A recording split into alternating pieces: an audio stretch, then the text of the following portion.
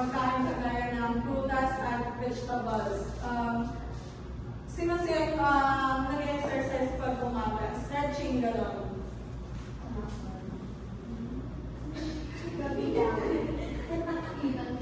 Sabat na tulog.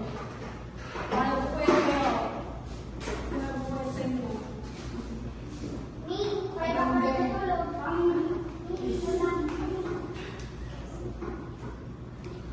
Next, emotional care.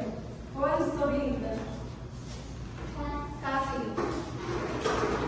Emotional self-care means taking care of your feelings and mental well-being by understanding, managing, and expressing emotions in a healthy way. It involves activities that help reduce stress, build emotional strength, and create a positive mindset. This can include talking to a friend, journaling, practicing mindfulness, setting boundaries, or doing things that bring joy and relaxation. Ang emotional naman class ay pag-aalaga sa ating damdamin at isipan upang mapanatiling maayos at masaya at pamamagitan ng simpleng bagay tulad ng pakikipag-usap niyo sa mga kaklase mo. Dismiss. Tulad na pagre-relax at paggawa ng mga bagay na magpapasaya sa atin. Next. One story. Dirt.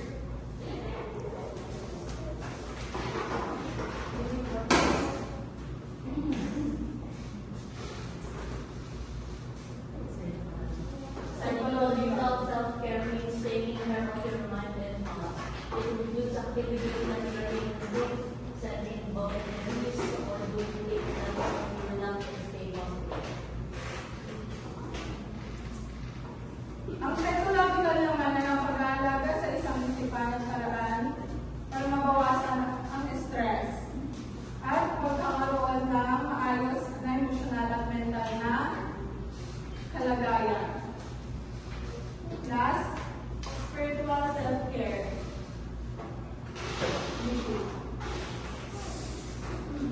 Spiritual self-care is about taking care of your soul and finding meaning in life. It can be done through activities like praying, meditating, helping others, or like cooking, spending more time in the world. Lastly, spiritual, magagawa ito sa pamamagitan ng mga gawain tulad ng pagdarasal, pagmumuni, pagtulong sa iba o simpleng paglalaan at pagkikawar sa pangangasipan sa mga bagay na mahalaga sa atin. So, ano yung fourth dimension?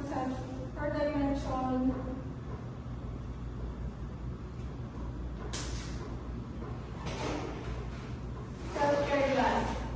What are the four dimensions? Self-care. Physical health, Physical care. Physical care. psychological care, psychological care, spiritual care.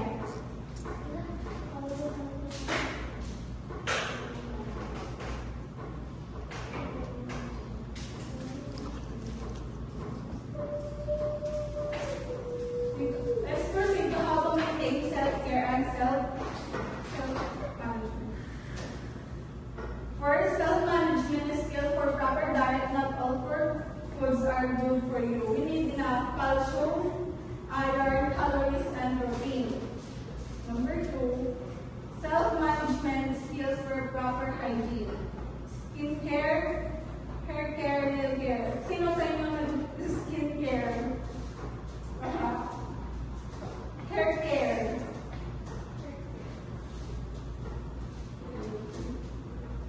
Number three, self-management skills for oral care. Number one, brush your teeth. Number two, floss your teeth. Limit sugars, food, and spices mo in drinking. Use mouthwash. Class, may lang ako. Ilang beses nag-brush sa isang araw? 2 to 3 Number 4, seeking the advice of professional, trusted, and reliable adults. School physician, school nurse, school dentist, principal, teachers, guidance, personal, other school staff. No. Oral na lang.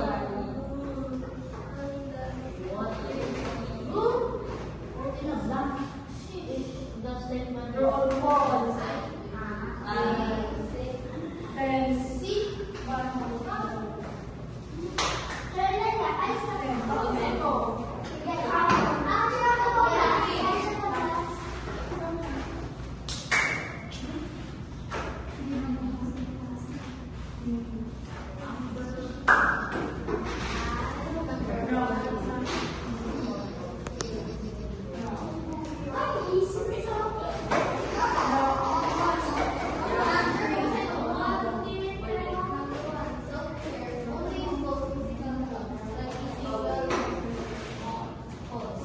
correct. Number 2, Ruby.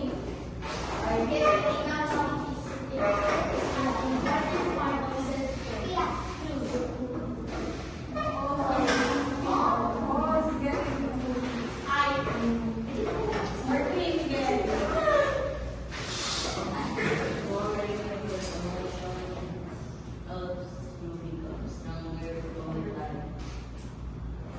Roll calls.